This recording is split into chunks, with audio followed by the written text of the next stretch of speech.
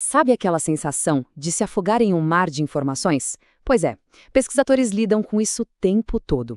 E para encontrar respostas confiáveis no meio desse caos, eles não usam mágica, eles usam ferramentas. E hoje a gente vai abrir essa caixa de ferramentas. E essa é a grande questão, né? Com tanta coisa sendo publicada, dita, compartilhada, como é que se chega numa resposta que seja realmente sólida, confiável?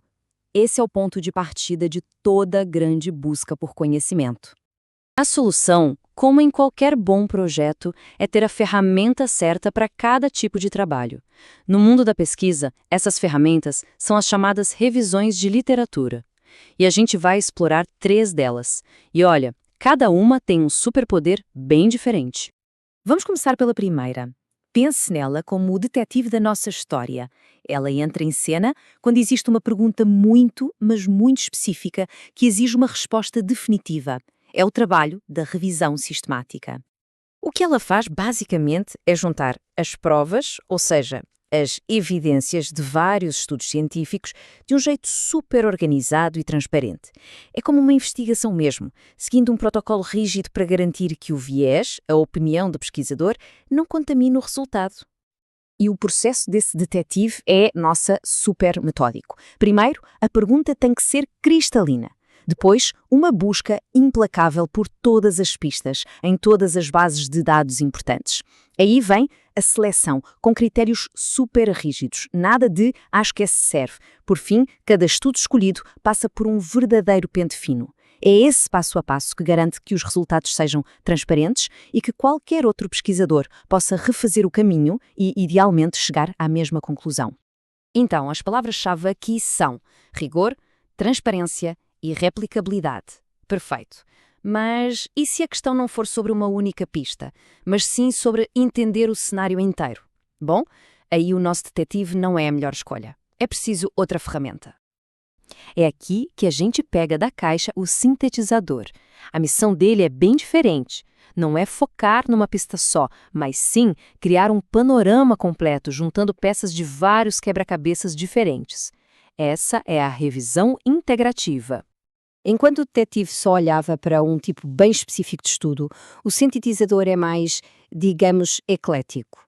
Ele junta artigos teóricos, pesquisas com números, pesquisas com entrevistas. A ideia é justamente abraçar essa diversidade para construir uma visão mais ampla, mais completa do tema. E claro, o processo aqui também muda. A pergunta agora é mais um guia, uma bússola, e não uma algema.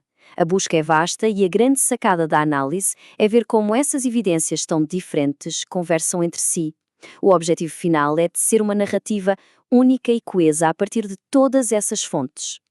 Então, as palavras mágicas aqui são abrangência, flexibilidade e integração. Muito bem, já temos o especialista em detalhes e o especialista na visão geral. Mas, e quando a evidência não está em outros estudos publicados?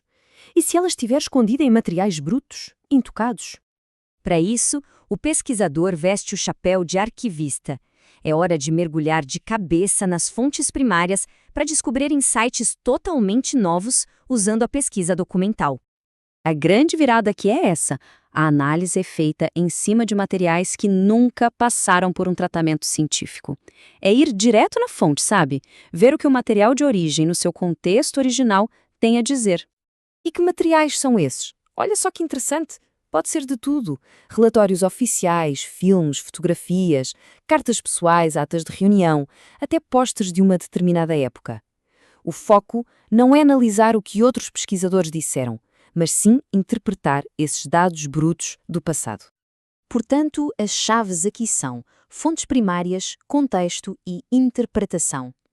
Ok, então temos o detetive, o sintetizador e o arquivista. 3 ferramentas incríveis. Mas a pergunta de R$1 milhão é: como saber qual delas usar? A resposta, na verdade, é até que bem direta. Tudo se resume à pergunta que se quer responder e ao tipo de evidência que se precisa para isso. Olhando os 3 lado a lado, o padrão fica bem claro. O detetive, com a revisão sistemática, busca precisão em estudos científicos para responder uma pergunta específica. O sintetizador, com a revisão integrativa, quer uma visão ampla e, para isso, mistura fontes diversas. Já o arquivista, com a pesquisa documental, busca o contexto original mergulhando em fontes primárias. A pergunta de pesquisa é a chave que define a ferramenta. Certo. Mas, e daí? Por que tudo isso importa tanto? Bom, porque escolher a ferramenta certa é fundamentalmente a base da ciência confiável. É o que separa o achismo da evidência. Esses métodos são a espinha dorsal do que a gente chama de prática baseada em evidências. Eles garantem que decisões cruciais em áreas como saúde ou políticas sociais sejam baseadas no melhor conhecimento que a gente tem e não em suposições. É sobre construir conhecimento novo sobre uma base sólida. E o impacto disso é imenso. Essa citação destaca o campo da saúde, onde essas revisões são chamadas de ferramenta ímpar. E são mesmo. Elas conseguem transformar um oceano de pesquisas em conhecimento prático, em guias que podem literalmente melhorar e salvar vidas. No final das contas, é isso. Cada grande avanço na história começou com a ferramenta certa, sendo usada para responder à pergunta certa. E isso nos deixa com uma reflexão. Que perguntas importantes ainda estão por aí, só esperando pelo seu pesquisador e pela sua ferramenta?